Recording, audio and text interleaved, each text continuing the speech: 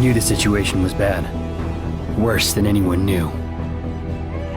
We're an elite, highly skilled group of embedded agents. We are The Division.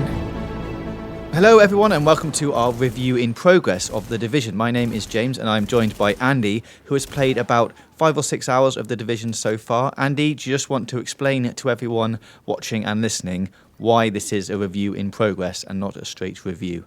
Yeah, sure. This is a review in progress simply because we received our copies of the game on Monday. They turned the servers on at midnight, and that's the only time we've played it. That is all the time we've had with The Division. We've had as much time with it as you, which is fair. You know, we're testing it under live conditions. We're playing the same game as literally everyone else. But it would be unfair to drop a score on it this early because we've only played 5 or 6 hours, and theoretically The Division should be good for like hundreds of hours. Yeah, exactly. So we played the beta or the beta, depending on where you live in the world. But this is our first sort of hands-on with the actual full retail game. So first impressions from starting off and customizing your character, Andy. What do you think? I think this is very much an RPG. There just happens to be shooting in it as opposed to hitting men with swords. It's really, really confusing to start with. There is so much going on, and it is a very, very complex game.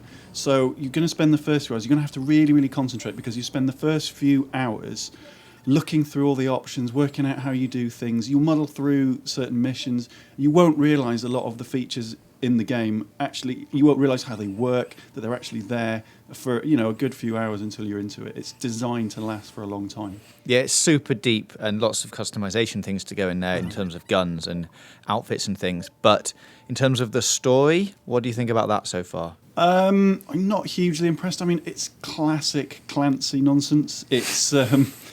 It's people shouting at each other about very dire things, but using very, very technical jargon.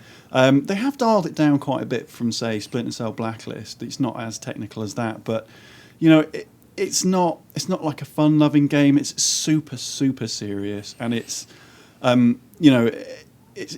doing anything particularly original. I don't think the concept of it being the apocalypse. It's just sort of an excuse to turn up, shoot things, and get slightly better loot. Yes, and speaking of loot, there's a lot of markers on the map once you start unlocking your things in your base. Yes. It does a very Ubisoft-style thing. Is if you zoom the map out, there's a lot of dots. There is, yeah. It's like zooming out of an Assassin's Creed game or a Far Cry game or something like that. There is a lot to do. Initially, again, it's quite confusing. You don't really know where to go. But on the plus side, you will have an awful lot to do to keep you going. So, the game is going to last a long time, and I know certain events will just keep respawning, so you can go back and do them and essentially grind the game. But will you want to grind the game? Because I find the setting, it's quite samey at the moment. I haven't explored hardly any of the map, but all of what I've seen feels quite samey. It's beautiful. It really is beautiful. But it's quite samey. All the enemies have been incredibly samey. Even the other players who I've played missions with, one of them looked exactly like me. Yeah, well, I guess that's the thing, because you only get sort of 8 different generic options between man and woman at the beginning, which, comparing it to something like Destiny, is more than what Destiny had. Destiny had maybe 5, less. But it's still, once you all get into a very populated communal area, you do see a lot of twins running around. And maybe, it will obviously open up, because I found loads of kit when I was exploring, and that was only in 5 or 6 hours. But a lot of the kit looks very similar. So I swapped my dark brown jacket for a blue jacket, which was dark blue. So it doesn't look an awful lot different, and that's quite a significant change. And I swapped my backpack for something that's slightly different shaped. And I wonder, as the game goes on, whether you will see players who look radically different from yourself, or whether everyone's just going to be generic action men wearing the same clothing, stuff like that. I don't know how wacky they're going to go with it. But, I mean, when you've swapped one set of knee pads for another set of knee pads, I mean, you're just doing it to boost your stats. You're not really doing it for cosmetic reasons. One thing that, while we're touching on stats, one thing we haven't really mentioned yet is the combat. Now, the combat is good.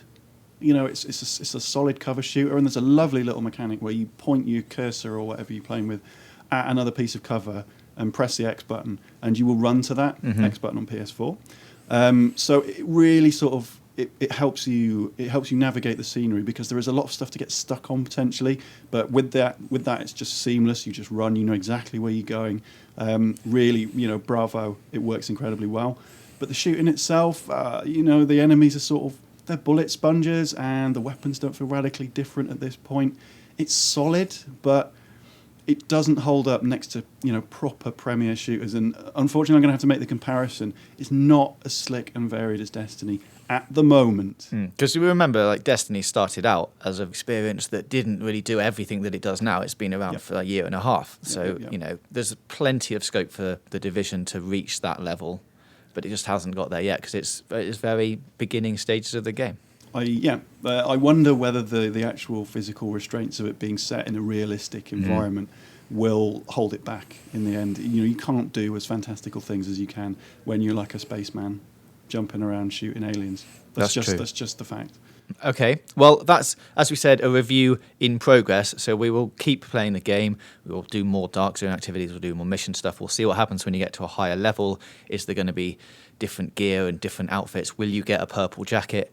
Hey, we'll find out. So we'll be back next week. We're going to do a Day 7 review, so 7 days in. We'll see how that goes, and then eventually we'll probably put some kind of score on it, right? Yeah, of course we will. And just if you're thinking about getting it at the moment, ask yourself, you know, do you like shooters and do you like RPGs? If you do, it's a nice mix of the two.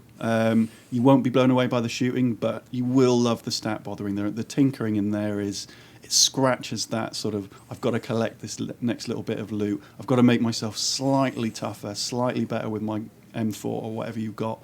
It really is, you know, that if you like that sort of thing, then it's definitely for you. And if you're playing with friends, like if a lot of your friends are playing it, it's going to be a much better experience than if you're just playing it on your own. Yeah. Okay, well, we'll be back in a week's time, but until then, thank you, Andy. Don't forget to subscribe for more news, reviews, previews, and features right here on GamesRadar Plus. Let me call it in. Dispatch, this is Car 2-4. We have visual on Unit 5-5. Looks abandoned, over. Copy that, over. Mother of Christ! Shit, they're behind us! Forget it, just go! Now, now! Dispatch, this is Car 2-4. We are open. Car 2-4, what's going on out there? Dispatch, this is Car 2-4. We are... Get back up!